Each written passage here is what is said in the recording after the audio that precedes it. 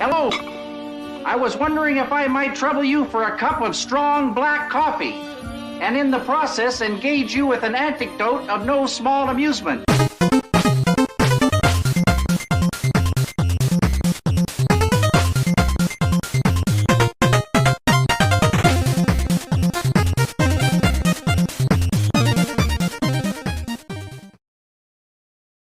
Hello and welcome to another episode here at Nerdherder. I'm J-Dub. And I am Boop.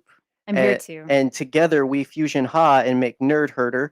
And this is our little cave. Welcome to it. We normally hang out here by ourselves and talk about all the things we love. In this case, particularly Star Wars. Last week we talked about Spider-Man's. Next week we're talking about another Animal Man's. So lots of discussion to be had here. But one of the greatest things that podcasting has afforded us is a great little friendship circle, community of peeps who love just as much as us, love things differently than us, and add a lot to the relationship. And we are better for having them and knowing them. And so, what better way to appreciate and to highlight that than to have some of them join us tonight? So, we put out the bat signal, or I guess in this case, the falcon signal. And we were just like, hey, do you like Solo? Do you like Solo? Because the title of this is We Love Solo. Why don't you marry it? And there will be no matrimony here. I'm not certified or nor trained for such visceral actions. Listen, but I will get ordained to marry at least one of you to Solo, so get ready. Try your luck with it. But and the call was heated. It was heard and heated, and we are grateful to have a lovely bunch with us. And so, first and but not least, we have the lovely Andy. Hi, Andy. Hey, I can do weddings. Can you? Wow, this is turning into a completely different stream. Before I came out, I was a pastor. Really? I still technically have that power. So Awesome. Very cool. So, can you officiate your own wedding? Or is that round up? I don't know. Could you officiate a wedding between a non-sexually defined man and droid? It would depend on the state, but yeah. Kessel. Probably. Cool. I mean, I don't know what their laws are like. Probably none. Sound pretty free and loose. I mean, I think that the Maw is technically the mayor. I would dare say yeah. Because who would run against him? Yeah. Sure. Let's have a wedding. Let's have a wedding. But we can't do such without our lovely friend and friend of the show and recent guest coming back around. We haven't fired him yet. He never left. Yep. I've been stuck in the back room. They finally let me out and gave me some rations, and I got just a little bit of water left. They said I got to make it last for another week, though. Yeah, so. he's in there with their life-size cutout of Jar Jar. Jar Jar keeps him out of trouble. Yeah. He's also he keeps me warm at night. So there you go, and that's what's lovely. So, well, first of all, thank you all for joining us to talk about this lovely film.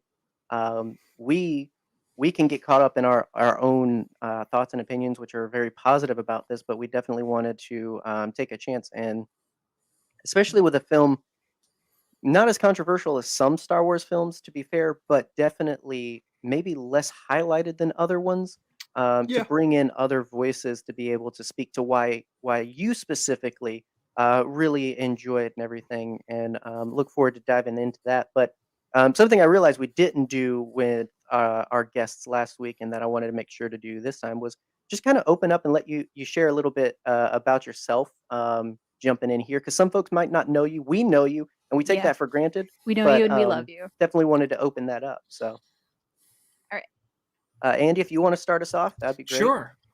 Yeah, I'm Andy. I'm at a One Hat Town on Twitter, which you will see under or next to my name. I am on the Star Wars podcast Force Friends Rewatch, which we take a concept in Star Wars and we trace it through all the TV shows.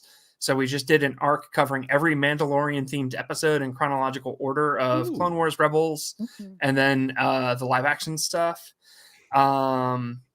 I am on too many podcasts. I'm also on a podcast called Ending Pending, which we cover TV shows which got canceled after a single season, which is very fun. And then I am a voice actor on a show called Good Neighbors, which is a monster hunting show, modern fantasy show. Very cool. I'm Michael from All Remaining Systems. You can find me on Twitter at Local First Order, where I will be tweeting about the Jedi Prince books and whatever else comes to mind. I have a YouTube channel, All Remaining Systems, where I sometimes do podcasts and RPG games, and also I sometimes do readings of short stories I write. I've got another one in the works now that should be out probably by the end of the month called There Is No Chaos. So Michael has a very milky voice, so please subscribe. thank you. Blue milky, more like it. Hate that. Definitely check out our guests, guys. We obviously enjoy them and get the benefit of sitting down and chatting with them, but you can have them so much more if you check out their profiles and all of their wonderful activities. And so I feel like a really good spot to jump in on this is definitely to talk about just sort of the initial feelings of going in. If you can rewind back to 2018 when this came out, oddly enough in May, not long after The Last Jedi, I don't know how you all felt. I know I was definitely unsure, and it seemed like a lot of the fandom was. And even now, again, with some of the recent Twitter discourse that we've seen, still seems like a lot of people are conflicted or unsure and whatnot. So where did you fall on the Solo meter leading into this back when it first came out or was even announced? Andy, you want to start? Sure. Yeah, I didn't want this movie. I thought a standalone Han Solo movie was unnecessary and overly safe. And I loved The Last Jedi, and I was like, I'll go see it, but it's not the sort of Star Wars story I want. And then, of course, I was reading interviews about it and watching behind the scenes stuff, and I was like, I think I really love this character concept for Beckett, and I was getting more and more excited for it. And sure enough, it came out, and it was safe. I think it's an extremely safe Star Wars movie, but it's really fucking fun. Oh, can I swear? Well, you're all good. Okay. Don't do that again. There you go. You can feel free because anytime I get to hear Liam Neeson say anything, I'll take a chance. But no, you're fine.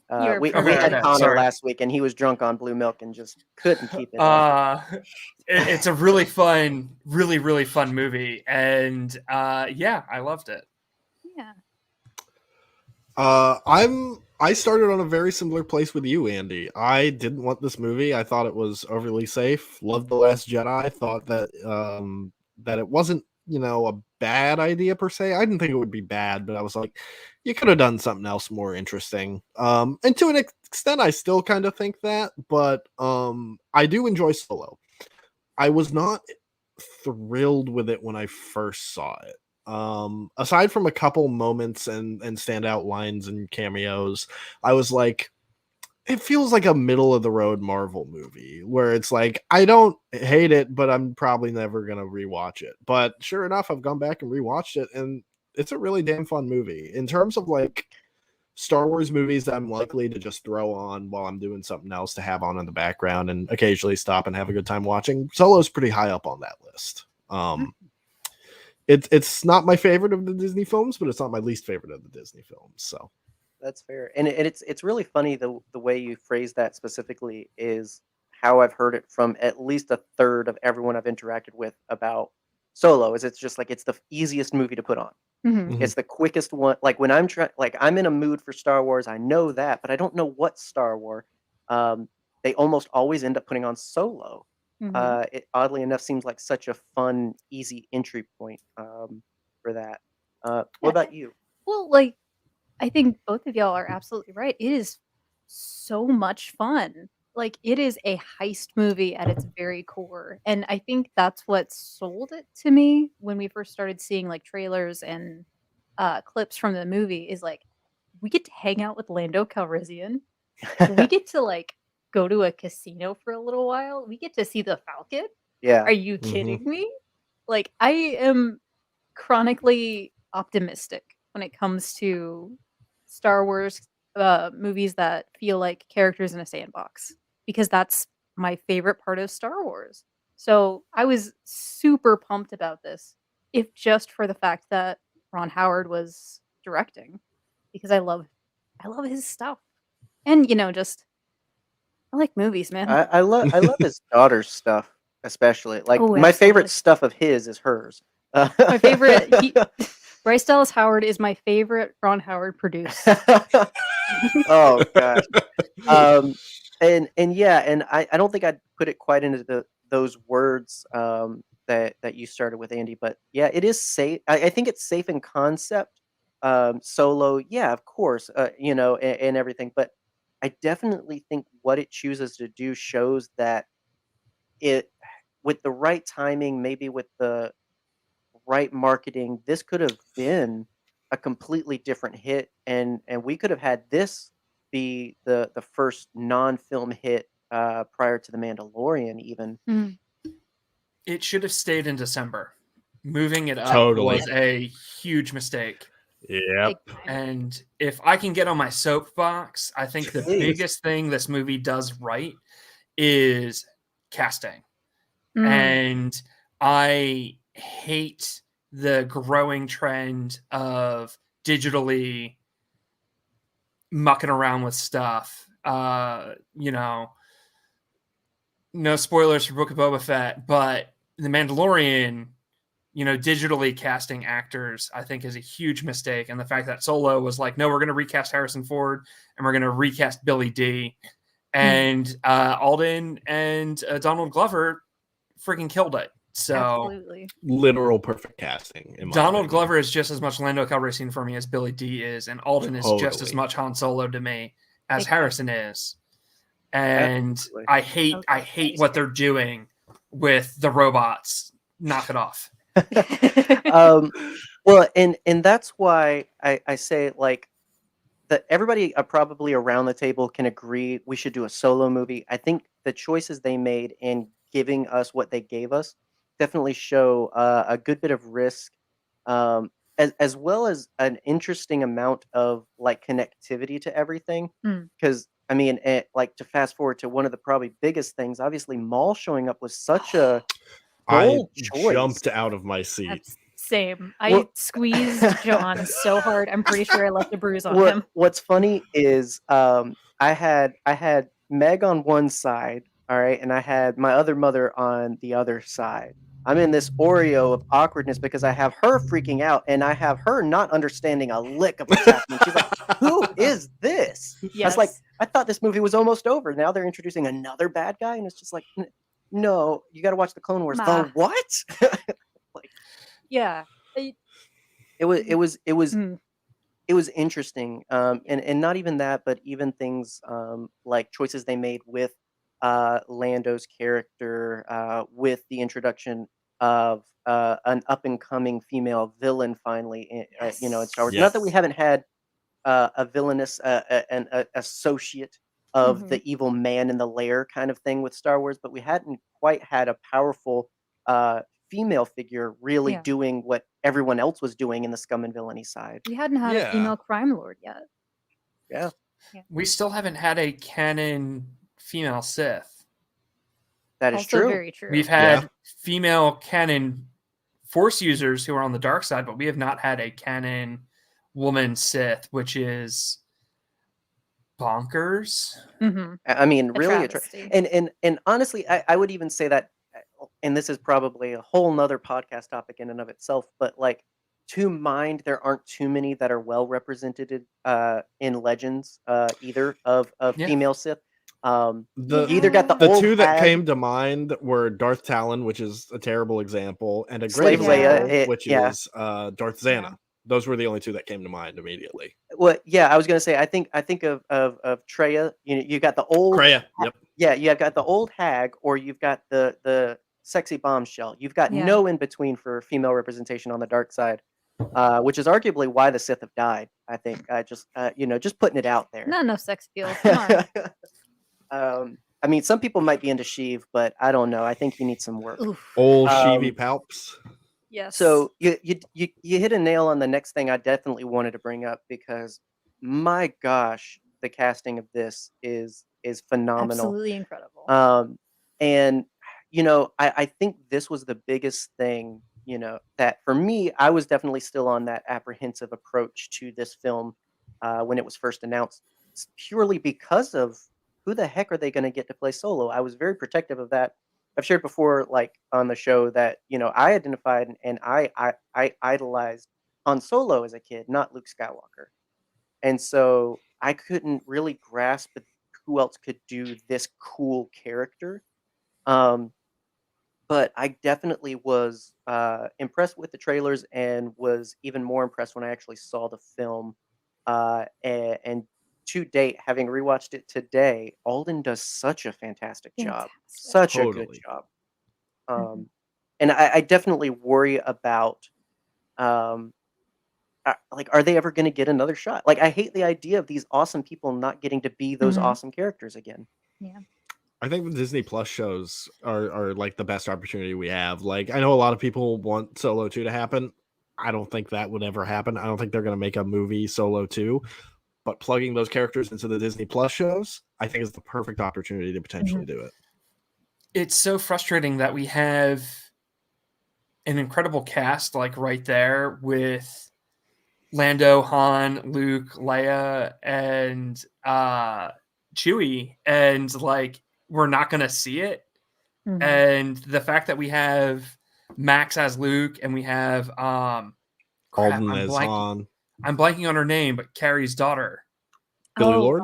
Billy Billy Lord. Lord. Right there, she could Yeah. very, Totally. very easily play that role, and I don't think anyone would be mad about it. I No. think people would feel really touched by it. And we have Max, we have Billy, we have Alden, we have Donald, and we have Yosef, and like, let's do something. Let's make something happen. Yeah. Well, and that's the thing. Like, if I've learned anything from this, because I've actually caught myself in a couple of other areas where someone's talked about recasting for either a past or future version of a character, and I'm almost knee jerk, just like, no, this is Mhm. their character and whatnot. But Solo's always come to mind whenever I've wanted to approach that, and been like, well, hang on, Yeah. I thought that there, and it really worked. And I almost wonder if they've just got to do it. If the conversation, if the questioning of is it right, can we pull it off, um, is almost what's keeping it away. I wonder if they just jumped in, how positive of a response they would be surprised to find from the fandom. Yeah. And, I think we get caught up in our nostalgia as fans and our ideals of, this is this character, that we forget that those people can't play that character forever. Like, Yeah. Peter couldn't be Chewbacca forever. Eunice had to step in Mm. during The Last Jedi. And I think, we kind of cheat ourselves out of so many great projects because of those ideals. Yeah. Yeah. And I feel like I just have to highlight, because I know for me, the standout the first time I watched this was actually Chewie. Like, Absolutely. I Mhm. love. Don't get me wrong. I loved everyone, but Chewie and Donald Glover as Lando were actually the two that Mhm. really got me on first viewing of this, because I was just like, "Oh my god!" Because I've never really been a huge Lando fan. Like, I get Mhm. the appeal. It's Billy D. Williams, for goodness sake. Yeah. Absolutely. But this was the first time I was really captivated with him as a character and everything, and it's retroactively made the character more interesting too, to where I was excited that he was coming back in 9 and everything. Oh yeah. So Chewie bringing the drinks back to Han and Ah. seeing Han talking to Kira and like kind of awkwardly looking around and then doing both of them. I have been that person at a party. Like, Absolutely. I love Relatable Chewbacca. Absolutely. this has the most relatable Chewbacca, and I think outside of 9, actually, some of the most Mhm. characterized Chewbacca too. Yeah. I agree. I think they made the right choice in pushing him forward a little bit and not having him be the dog, like he's Yes. parodied as with like Spaceballs and all this. Like, really make him a character. Yep. Not reduced to furniture or a walking carpet anymore. Yeah, I love absolutely. that they got rid of the life debt thing. Yeah, I Yeah. always hated that in Legends. I'm not a fan of it, and the fact that they were like, they save each other, they're close friends. We don't need some sort of like Wookiee honor thing. Yeah, Mhm. that Mhm. change has grown on me since I first Mhm. watched it. Where Yeah. the first time I was like, "What about the life debt?" And I'm like, "It's kind of better without it, honestly." Yeah, it doesn't feel like a servitude. It feels like a relationship, and that's what I Exactly. love with this. In that Chewie makes the choice to go back to him. Like he's Mhm. he's Mhm. got his freedom. He's got his peers and other Wookiees' freedom. He's good, Mhm. but he chooses because of their journey to that point. I just think there's something cooler about that. Yeah. Like that's a friendship to me, more than sort of what it grows to be with the legend stories and everything. And I really liked that. Um, and I think what I like too is that we do get because I don't think we would have been as behind it if Han just did this super righteous thing. Because technically, he sort of does some good things, but in sort of a weird space throughout this Mhm. movie. Like, Yeah. he kinda, like, just shoos Chewie away, like, "Alright, go save the Wookiees, I'll do this myself." Like, it's kind of almost begrudging. Mhm. He keeps his characterized selfishness, which I know for a lot of Yeah. people was something they thought this movie took away from him. Mhm. Um, Without realizing that that's been the very core of Han Solo's character for the entirety of the original Literally since his trilogy. introduction. right. Exactly. Like, he is a selfish person who, chooses to do better. That's the whole crux of his character. Mhm. That's what makes him a hero, if we wanna be honest. Yeah, I think he's always been one that does right by the right or not even the right people, but those he does, sort of care about. Mhm. And something comes of that. That's what this whole thing with Chewie felt like. From Han's side of it, definitely felt like this thing that grew out of something more begrudging. Because it was Yeah. definitely just really an opportunity for Han to escape and get what he wants. Turns out what he really needed was Chewie, was this tribe of two that they kind of become following this movie. I Hell think. yeah. Also, Chewie looked the best he's ever looked in this. Yeah. Not joking. Like, it I looked mean, incredible there's a couple for of scenes 901. when they're, like, on Savareen and the wind's gusty, and he's just it's like a Yeah. Maybelline commercial, it's amazing. Exactly. It's very Props to good. the crew that worked on that because, my gosh. I was watching, a compilation of all the times Harrison Ford has appeared on Jimmy Fallon and the running gag of Chewie showing up, and it's clearly just a Party City costume, Yeah. and, it just gave me such an appreciation that everybody that works on a Star Wars does care about, their Wookiee Absolutely. hair, Yeah. and whatnot. And, if we didn't have the improvement of Chewbacca, we would not have Black Chrysanthemum looking absolutely incredible Ugh, in Book of Boba Fett. beefcake. Daddy. Dang, man. Daddy Daddy. Chrysanthemum. Daddy Chrysanthemum. Mm. Oh gosh, that's fun. Well, and on the flip side, we also have another really intriguing duo relationship that I did not expect to love as much, for sure, but am still wrapped up in with Lando and L3. Absolutely. Um, It's I complicated. I love their whole inclusion in this. That It that works. Lando's not just a means to getting the Falcon, but that he's a contributed and fleshed out character, and he's also got this weird relationship with L3, who is Yeah. like Yes. threatening to usurp Chopper as my favorite droid constantly. I I love her so have much. 3 complaints with this movie, and L3 is one of them. And I need to start off by saying I do love L3. I think Yeah. L3 is great. But I think it was Jenny Nicholson who first pointed out that when she is introduced, she's a droids rights activist. And then at the end of the movie, she kind of doesn't care about this droid that's bugging her. And she kind of sarcastically says, like, I don't know, go free everyone else. And then this droid revolution happens by accident.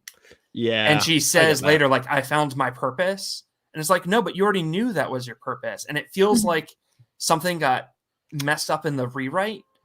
Yeah, And it might have been that- from that shift of directors going from Phil and Chris Miller to Ron Howard. She should have either been really apathetic about everything and then found her purpose accidentally with the droid revolution, or she should have freed the droids and started a revolution intentionally. And like that one inconsistency bugs me every rewatch. But Phoebe Waller-Bridge, Phoebe? Yeah. Incredible. Just an absolute star. And the character is... I mean, like, have we had really a girl droid before? No. Other than the waitress at Dex's Diner? Like, I don't You think want a so. cup of Jawa juice? And the answer to that is always yes, by the way. Just Yes. Yes, I do. You got to pick the hairs out. But Yeah, other than QT, which even Maybe I think was more of a diehard. TC-14 from The Phantom Menace. Droid, though. Yeah, TC-14 and Dex's Diner droid. Like, Yeah. Is All TC droids Fem? that serve you drinks. I never processed TC-14 as feminine. I don't know. Actually, I that might just be the way I've always like interpreted it, but I don't know. I might be wrong in that. I don't know. I don't know. They're like it. What I love about L3 is it opens this is it's just like, well, now that I think about it, they are droids, and I mean, gender is already a weird construct, but now we're like putting that on machines, and it gets even more silly when you kind of look at it that way. Yeah. Well, it's like, what about R2 is masculine? Like the blue paint, I guess. But like everyone has always hemmed R2. Yeah. Yeah. And like L3, I guess she has like hips, which is kind of weird. Yeah. And you got them birthing hips. And a femme voice, but like there's no fiddly bits anywhere. So like, what is gender? Where does it where does it come from? And your point with R2 raises up what I was going to say about QT was like literally like it's color coding. It is because QT's pink, and I totally get that. I'm not going to talk any shame on QT. QT is precious. We love them. If you need to look up the story about that in the 501st, but the fact that she is pink and he is blue, it just kind of furthers the silliness of the gendered applied to droids and everything. I don't know if it was L3, but I know I read about a droid that specifically chose their programming of being feminine coded. And I always thought that was fascinating of a droid choosing, like if Siri had a choice, would Siri be she or he? You know, it's all fascinating to me. To that point, I had a thread where I was complaining about queer rep in Star Wars. And there was a well-meaning child who started arguing with me about how... Can children really mean well? I was going to say, that's a rare trait in a child. But they were arguing that L3 is trans representation because she was originally an astromech droid and she turned herself into a protocol and like piloting droid. And they were like, canonically trans character L3. And I was like, oh, honey, like, no. I think it is amazing that you see yourself in this metaphorical representation, but I think it's pretty clear that wasn't directorial intent. And even if it was, it's still metaphor, and it isn't real actual trans rep. That being said, if you do see yourself in L3 and this idea of designing your own body and hacking your systems against the like how you were programmed, like heck yeah, that's rad. And like Yeah. L3 is a powerful story about self-actualization. Absolutely. Yeah. And that's cool. Yeah. That's a cool thing to think about. There's so many amazing things about the character of L3, and my favorite thing being, you know, she had the agency. She was encouraged by Lando, maybe, but she literally built herself in the way that she wanted. Yep. Which is such a cool thing. Yeah, and I think that's what's getting served up on the platter. You kind of do with it what you want. I wouldn't tell anyone how to process L3 because I mean, I have the way I process certain characters, and I think there's times where characters are very definitively defined in certain ways and as certain allegories. But um, I think L3 is just a big representation for you to see you the way you want to see you, or to even maybe it's not to you, but to think about such a topic to affect how you interact with others, even. I saw her fate as beautiful. I saw it as an act of freedom of her Agreed. escaping the confines of her body that she wasn't satisfied with and like entering the Falcon's computer. I heard from a ton of people that they hated it and they were like offended by it, and that shocked me because that wasn't my read of the situation at all. Same. But Yeah, it never bothered me. To that point though, I think it is important to like let people have their read of this character totally. and listen and hear how people react to it and not talk over each other. 100%. Yeah, because and to the truth of the title of this and our whole intent with approaching Star Wars, it's all about loving Star Wars, right? And if the way you love Star Wars is for L3 to represent something specific to you, if it's for Ben Solo to represent something to you, or any other character of defined significance to the story, like you do you love Star Wars that way. I think um, I I don't like when Star Wars becomes about this. Well, this is the way it is. This is the way it's gotta be, and this is the way you should think and feel about it, and talk about it. Um, I think everything about Star Wars has taught us that freedom of expression and individuality are big deals, and I think that we need to make more spaces available to be able to have that, to be able to say, well, I think this and I think that, and that be okay. I think so often, so many people are just so scared to say anything because they're worried. Am I reading this character right? Am I saying the right thing about this story? Um, and I think it's really hard to mess up Star Wars. People manage to do it, but I think it's really hard. I think Yeah. most of the time you can have a lot of fun with it. Absolutely. Totally. There's no one correct way to interpret a character. There's no one right way to watch and enjoy Star Wars. But you do have to watch it from 1 to 9, including all of Clone Wars, all of Rebels, all of Resistance, and yes, the Ewok specials. I'm gonna go ahead and veto that. I'm just kidding. But please watch. They're on Disney for a They're reason. They fun. are hilarious and adorable. Watch droids. Please watch it. Caravan of Courage. all Watch of the that. holiday special. That's Actually, the only piece of Star Wars you should ever watch. you want to see Boba Fett riding a dinosaur? It's there. You want I to see will say- Chewie's son Lumpy? The No. only way to watch the holiday special is with the commercials still in it, the original Yes. commercials. That is true. If you find a copy without the original commercials, go Destroy back and look and find one with the commercials. It is I'm trying to think if incredible. I've actually watched that now. The first It's time I a, watched it's it a was on time YouTube. machine. It's wild. Yeah. It's a and this is completely different. It's a cinematic experience that's totally different with the commercials. It's on the level of the special editions, folks. Um, Can I talk about my two other beefs with Solo real quick? Yeah, I want to absolutely. bring them up real quick. That's They're- why we they're- got you here, Andy. They're small, but they're big, but like I got to talk about them. We respect the size of any beef. So this movie had Thandaway Newton, who Yeah. is a national treasure. She is one of the most talented actors working in Hollywood right now.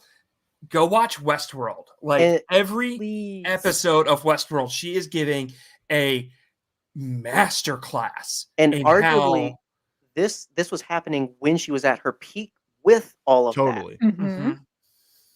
and they wasted her. Yeah. They wasted her. And like I cannot stress enough how incredible of an actor she is. And she does as much as she can with the little bit she has in this movie. Yep.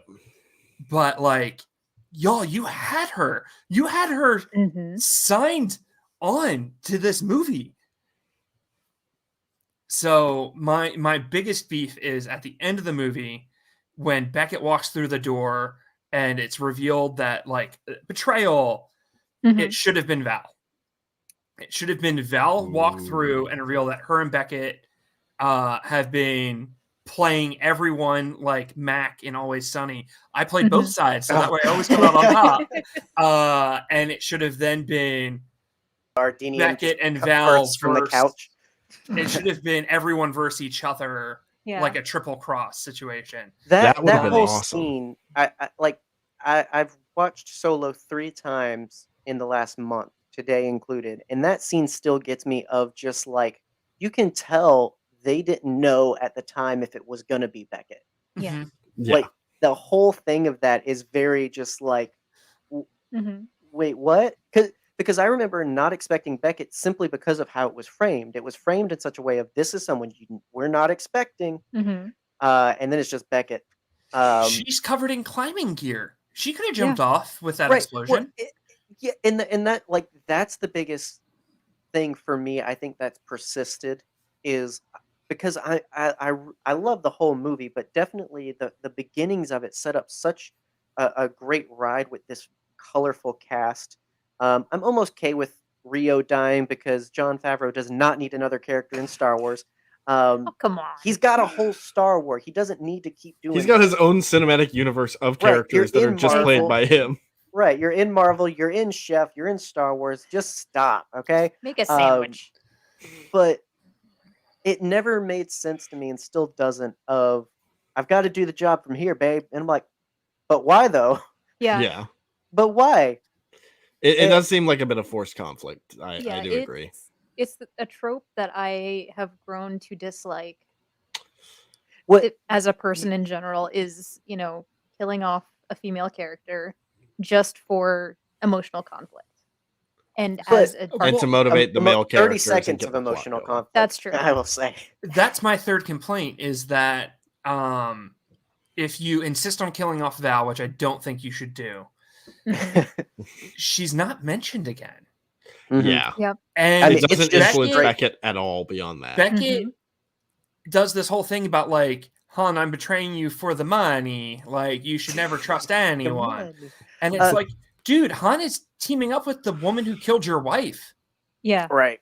Like, you have like perfectly moral beef with that person. She Mhm. killed your wife. You can just say, Han, I don't want to help the woman who killed my wife. And like, that's why I'm betraying you, because you are teaming up with the person who killed my wife. You were there, Han. You watched it happen. I Right. don't You want to were on help the train her. too. Yeah. This was like an hour and 20 minutes ago. It was a great scene. Oh, And- yeah, in and the like the middle of train a job heist. is amazing, but and I'll say like she is mentioned again Mhm. in such a poor Briefly. way though because Yeah. it's when he's given him that piece of advice of like trust no one and you'll never be disappointed and Mhm. he's like well Val you trusted her right and it's just It's just glossed over after that. Yeah. Like yeah that should have 'cause- been a really impactful moment if that, Mhm. was so vital to Beckett's character, and it's just sort of tossed out and because that disregarded. campfire scene was so good in setting the Mm. gang up. It really was, and I was even there for Val and Beckett. I really enjoyed these new characters. Mhm. I look forward to a film with all of them, and if anything, the betrayal still works. with Beckett in the end if Beckett had just walked away after all that happened. Yes. Like, if he just left and Han went back to Crimson Dawn and Han was like, we'll do this thing, we'll get this for you, I'll finish Beckett's job. And then in the end, Beckett comes back. Like, it still all works and does what you want. Because really, Woody Harrelson's just in the rest of the movie for comedic effect, if we're honest, which he does wonderfully. Oh, absolutely. Woody Harrelson is a great character actor. I very much enjoy Woody Harrelson in this movie. Like, his character is just so fun. He plays it so well, and he makes such a good mentor figure, quote unquote, for Han. Yeah, Beckett's an absolute joy, and I hope we see more of him in canon. Oh yeah, well, I want that story of him and Aura Singh for sure. Yes. Him, Aura Singh, and the Yes. cliff. Can I bring up my two complaints that have not been mentioned thus far? Yeah, Andy- we're rephrasing this as solo therapy. Now we promise we do love Solo. Yeah. We're getting there. Well, only one of my complaints is actually major. The other one is just something funny that bothers me. I agree wholeheartedly with what Andy said about Val. That was one of my big complaints. My other big complaint is that I don't think it is a film that is visually appealing. I really kind of dislike how desaturated a lot of the movie looks, and I wanted more like vibrancy and colors in it. And I don't know how else to put it other than it's not visually appealing. I wish it had felt more like a 70s heist movie with the color palette, for sure. Yes. And my other complaint is incredibly hyper specific. So after the heist goes wrong, and there's that scene where Beckett's mourning and he punches Han in the face, right? Beckett's fist misses Han's face by like a solid foot. Michael. And it's like the worst fake punch in any movie aside from Return of the Jedi. Like, Michael, why would you point that out? I'm going to see it every time. I noticed it the first time I saw the movie, and it has bothered me ever since. So now how do you think I felt about the Jedi kick in Return of the Jedi? Like, listen, the Force hit his face. Like, it's not as bad as that kick, but when that's even on in the background, I still always manage to look up at the wrong time and see it. His foot's over there, his face is over there, and still something happens. At least Luke has the Force. Oh, Michael, how dare you? Now you have to live with my pain. My only real complaint is in agreeing with Val. They should have got Bosk. They should have got Bosk. Like that name drop. I feel so cheated. Speaking of that name drop, this movie feels like a legend story made into a movie. Like, there are so many great, fun Han and Chewie getting a team together with Lando, and every time an author does it, they introduce like 3 OCs, and then they bring in 1 to 3 of the ESB bounty hunters. Yep. And like the name drop of Bosk there felt like such an acknowledgement of like, oh yes, this is our version of Han, Chewie, Lando, our OCs, and we'll just name drop Bosk real quick. Like, I think my favorite thing about this movie is how much of like an Easter egg hunt it feels for fans of the expanded universe. So many references to like Aura Singh and Bosk, and they mention a handful of planets like Dathomir. Like it felt. I think this was the first time in the Disney era that it felt like an on-screen Star Wars property was really connecting to the expanded universe material, because we take that for granted now with Mando and Book of Boba Fett, but I feel like that was the first time it was like really acknowledged and respected like that on screen, and I always loved it for that. And we got to see Sabacc played. Yes. The Crystal Skull, even. Is that from the Han Solo trilogy, or is it from Indiana Jones? Both or yes? Yeah, like now that you mention it, I was going to agree. I think this is the first time they really took advantage of all of the details at their disposal. Not just what's camera forward of the story, but also what can go on behind it. Because heck, yeah, we're all in the same universe. Of course, this could show up. Of course, that they would know about this and so forth. And I think the correlation between it and the Disney shows that are happening now that are doing it a lot and very well isn't isn't a mistake, because I feel like this fits in so well with the universe they're weaving on the Disney Plus series. Um, it's such a trial for what we've been getting to enjoy for the past 3 years, really. Yeah. I got to mention the start of the movie too, having a like drag race chase scene Yes. felt like a love letter to Harrison Ford's acting career, beginning with American Graffiti, Ooh, and nice. him and Lucas like becoming pals there. Like Absolutely. that's so cool. I love it because we haven't really seen too many. I mean, Attack of the Clones, I think, hinted at like very nice customized speeders and whatnot, but we really haven't gotten to see that play much. And so, and especially the one Han steals It's is beautiful. gorgeous. I Mhm. mean, it's beautiful. And before we had the N1 Starfighter, this I don't know what Mando's going to call it, but before we had that as our drag strip racer, It's gonna be called the Bounty Wagon. the Bounty Wagon, He You're can't gonna have a bounty keychain hunt. made. The There's no Mandomobile. storage. he just tie him onto the rear and just Like drag him Mad back. Max. Put him in the Right. little bubble. Exactly. Exactly. Put him in the bubble. The bubble of shame. Blood bag. The Bounty bounty bubble. Ah, yes, Michael, we were on the same page with that one. So yeah, kind of closing out, we've definitely only, I think, scratched the surface. There's so much about this to love, and I don't want that to get lost on our little jovial Yeah. Yes. like I think overall this is one of the safest things Disney's done. Maybe just at the Since time Force or whatnot. Awakens. Yeah, Mhm. well, I mean, really, like, Yeah. if the worst thing people have against Solo is just that they didn't feel it was necessary, I feel like they should just watch it, because once you watch it, you will at least enjoy it. Mm. You might Yeah, not watch it totally. again often. You might not make it high on your list, but you'll have fun. At the end of the day, it's just damn fine sci-fi. It Mhm. is. Like- And so you did, and it's fine. And it was a lost control fun- of you at this point. It was a fun exploration of the sort of scum and villainy side, which we don't get to Yes. see that often on screen, because Yeah. like Andy, I think you and I talked about this very briefly on Hyperfocus, like our Star Wars RPG experience. Like this felt like an Edge of the Empire game to me. Yeah. Mm. Like that For is sure. just exactly what it felt like when I first came out of it. Everyone in the party has a specific talent and skill, and they do a train heist, which is amazing. Yep. So good. Beckett is Long John Silver, which like Oh, yeah. my other love besides Star Wars is pirates. Like the fact that we got freaking just Long John Silver just like cut out of Treasure Island and put in Mhm. Star Wars is amazing, and that feels exactly what Lucas was doing with the original trilogy of like there's a wizard and a cowboy and Yeah. a werewolf. Like, yeah, sure. Right. Cool. And a Put devil. Long John Silver in now. Dope. Right. Exactly.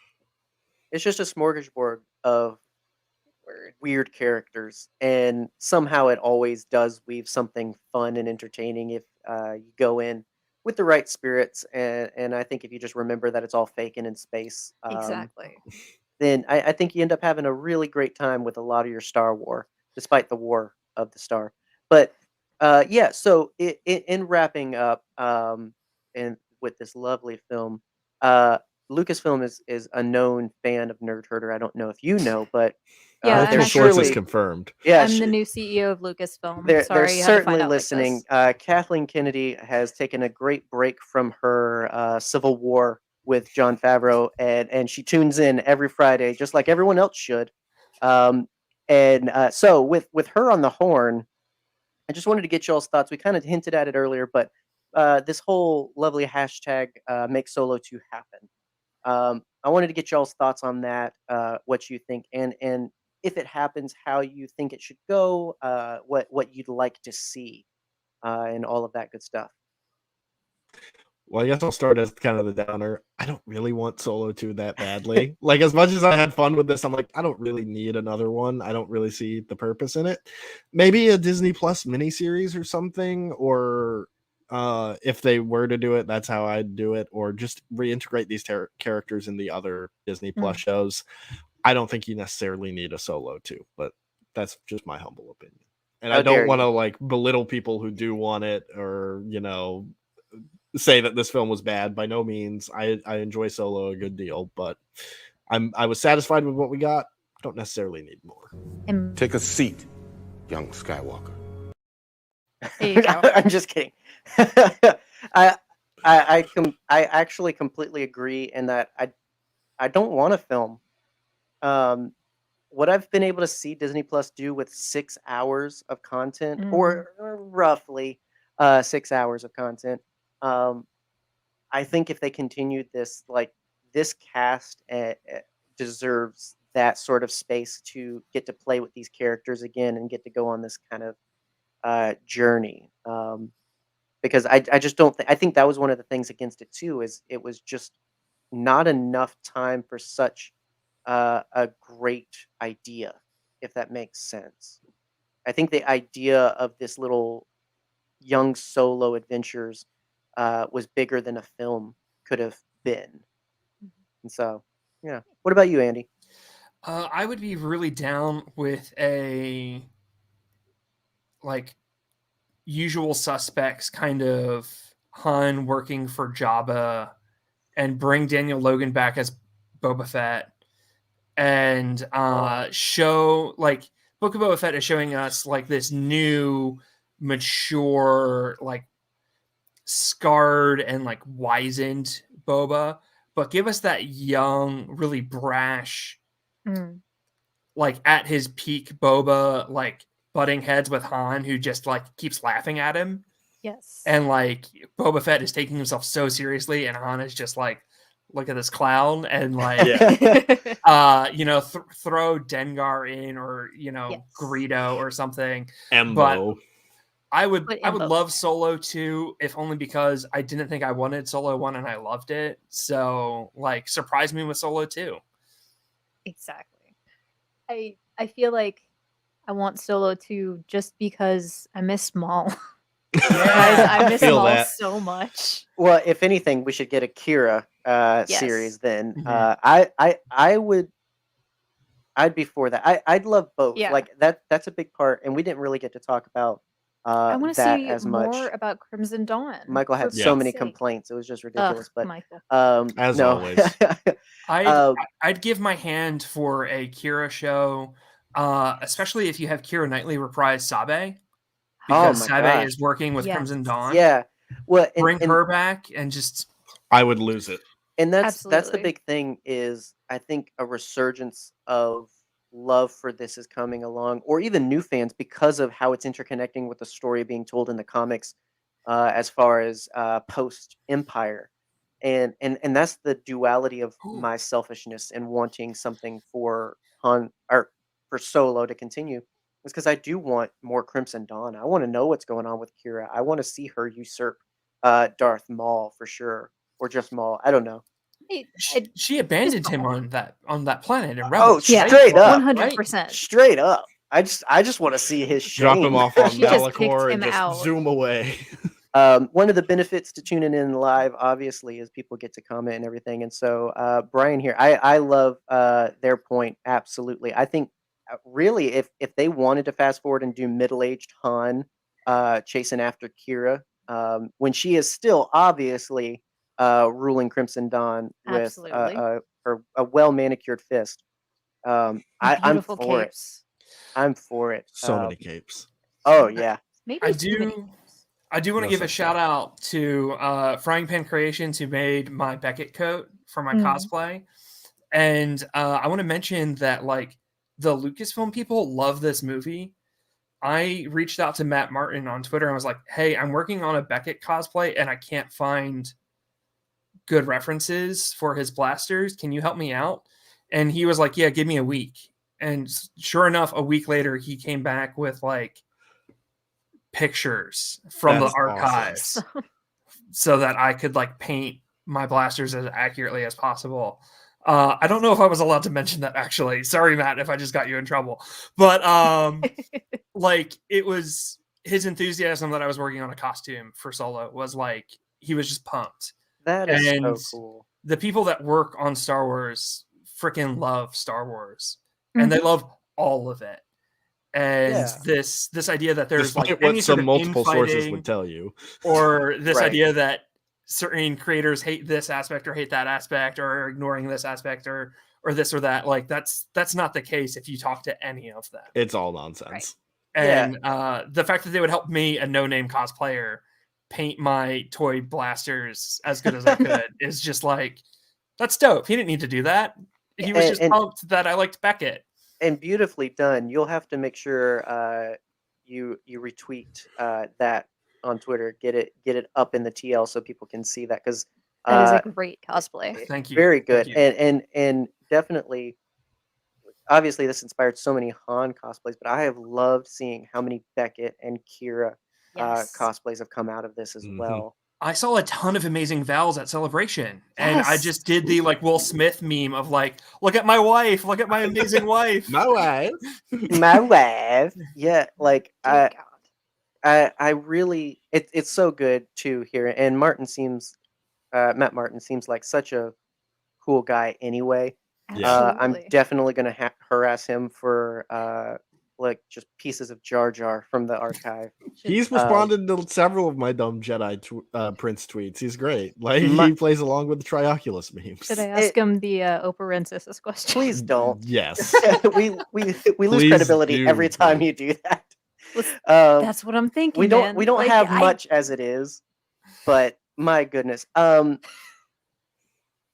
Yeah, I love hearing because often what is so, and part of the reason we do these kinds of episodes where we take time to focus on Yes. what we love about these films, that it should be obvious. We do a Star Wars podcast, but lo and behold, it's not very obvious nowadays that Star Wars podcasts and people love Star Wars. Yeah. If you Yeah. listen to a lot of it, it actually seems like they hate it. But darn if they don't tout about gatekeeping and telling you what should and shouldn't be and everything. And so to hear that those creating it still have a passion and still love it, I love that Yeah. because it can be so taxing and so toxic to be in social media in general, and especially when you produce content. So cool. Yeah, I remember before Celebration, I was at a board gaming convention, and I'm the sort of person who makes friends in lines. Yeah, So I samesies. had made friends in line, and we were talking about stuff, and I was like, yeah, like my next con is going to be Celebration Chicago. I'm making a Beckett costume. I'm really excited. And the guys were like, oh yeah, I'm a huge Star Wars fan, but I'd never go to Celebration, like the new, and like just started talking about how much they hated Star Wars. And I was like, one, it doesn't sound like you're a fan, and two, No. if I just talked about how excited I was to go to Celebration, and you're like, F Celebration, why would you go to that? And so then I was like, oh no, is Celebration going to be like that? And everyone at Celebration was just like pumped. Yeah, Star Wars. Absolutely. And I didn't hear a single negative, weird conspiracy theory-esque thing the entire time I was there. It was just people who were pumped to be there and pumped to hang out with Star Wars fans who love Star Wars. And it was like That's the awesome. biggest breath of fresh air. Yeah, absolutely. And that we will always encourage, like, hey, at least once. At least once, make it to a Celebration if it's affordable and easy to do, because This upcoming one will be my first, and I've been so excited for years. we were Celebration worried. cherry. We were so worried about the same thing, and completely blown away with our Yeah. experience. The worst we ever got was just some guy complaining because he couldn't get a book that he was trying to scalp. That was just a loser being a dork. And what I love so much is that one of the Del Rey staff, and I won't mention who, although we follow them on Twitter because they are an absolute goat, just shut him down. Yes. Which really, for me, turned it into a was positive, because I'm just beautiful. like, yeah, you get him. That's awesome. And I can't miss the opportunity. And Andy, you made me think of it. We actually have our friend Jesse from Game Infinite. Same thing. We just happened to talk to him in line Yeah. at Celebration. I think I and complimented one of his pins. Like it And was, that was it. it started in the weirdest of circumstances. It was just, we were there. Mhm. And then lo and behold, we all love Sam Witwer. Yeah. And it was Dude. such a lovely experience. I will never stop being upset at every time I learn that someone else that we now love and are friends with, Yeah, they were at the same celebration that we were, and we didn't know anybody. I said as much when first interacting with Andy. I was just like, come on. wow, you're an awesome person, and you were there. We Yeah. missed out. Celebration is where I decided to start my Star Wars podcast. I was like, I'm having so much fun this weekend, and my buddy Ryan, who lives in California, other side of the country. So like we were hanging out all weekend. I was like, dude, we should like make an excuse to hang out more. Let's do a podcast. And then through Force Friends, I've made all of these lovely friends on Twitter. It's amazing. And it's like, man, the next celebration I get to is going to be like a family reunion. Like, Yeah. it's going to be nuts. I look forward to that so much. I won't be at this next one. I'm getting married that weekend. Congratulations. Thank you. That's awesome. Thank you. Are you doing the wedding? I'm not doing my own wedding. No, Okay. I'm going to be too nervous and I'm going to be crying the whole time. Same. But they moved the celebration date. They moved it to a different weekend, and it was like, no! When they announced it, it was the weekend after we had booked our venue. And I was like, talk about first world problems that I'm like, I can't go to my Star Wars convention because I'm getting married.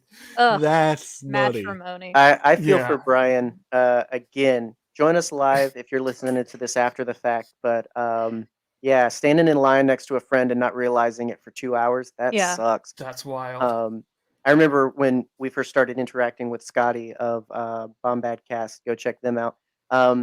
You know, it's like, oh yeah, we were there. We were freaking out at the episode 9 trailer, and I was like, oh, you were there? Where were you? And they were like, we were on the show floor. And I was like, yeah. Oh. Yeah. And then Scotty and Matt being right next to each other. Yeah. You know what I need to do? I need to dig through my celebration pictures and just see if I can spot anyone in the background now. Oh my god! You totally will. It would just make me so angry. we gotta go through the vlogs because those are still up on our YouTube channel. My friends at the Hollow Nut Marauders came up to me because they were dressed as one of them was dressed as Train Heist Han, and they asked for pictures, and we got pictures, and then we realized later that I was like, oh wait, you were the Vecna and you were that Han. Right? Yeah, it was awesome. such a wild experience, for sure. Definitely recommend to any of our listeners, if you haven't, go. You don't necessarily have to go every year, although darn if we could. We would love to be there this year, but we'll make it back again because now we have so many more nerds in the herd that we want to meet and love on. The family has and grown. hang with. Exactly. And shrunk at the same time, and that's okay. Yeah. You know, sometimes you got to shoot first and drink lots. If I've learned anything from watching Solo, at least. So, thank you so much. We appreciate y'all coming on and getting to share with this and spend some time. Yeah. And although, as with anything, there's those moments where we're like, man, shoulda, coulda, woulda. I think at the end of the day, clearly there's a lot to love about Solo. Totally. We only covered so much, but the comment section is open. Our Twitter and Instagram are also open for those listening after the fact. So feel free to at us and share those things. Obviously, we love celebrating just people's own experiences with Star Wars. That's why we have Andy and Michael on with us for this, and so grateful for that.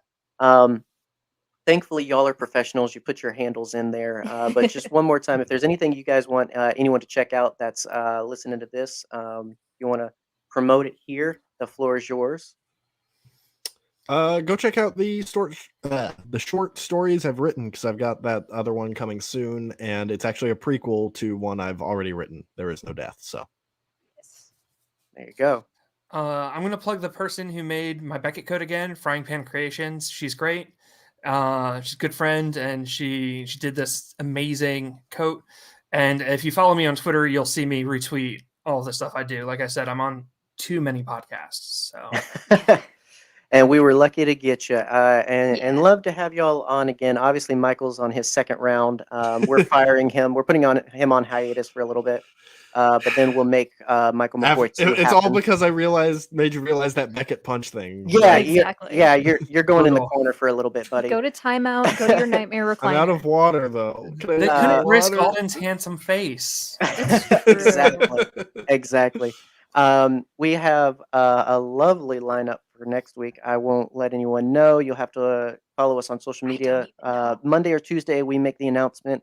But I can say what we're talking about, and it is we're doing what we did with Spider-Man. We're leading up to the release of The Batman and looking at Yes. all of the Batmans in film. We're starting off with Tim the Batman Burton's duology. Looking forward to it. What a lot of people Excellent hold films. as Andy, you stop shaking your head. The only Maybe we good should- Batman movies are the Schumacher Batman movies. And Andy, check your DMs. I might have an offer for you. Okay. And so, but yeah, so we're starting that off with some friends. Look forward to the announcement on social medias later. But other than that, if you can, every Friday at 9, we are here talking with awesome people about awesome things, and hopefully you'll tune in. But if not, thanks for tuning in where and when you can. Be sure to check everybody out. And I think that's a show. Stay scruffy. Wait a minute. Wait a minute.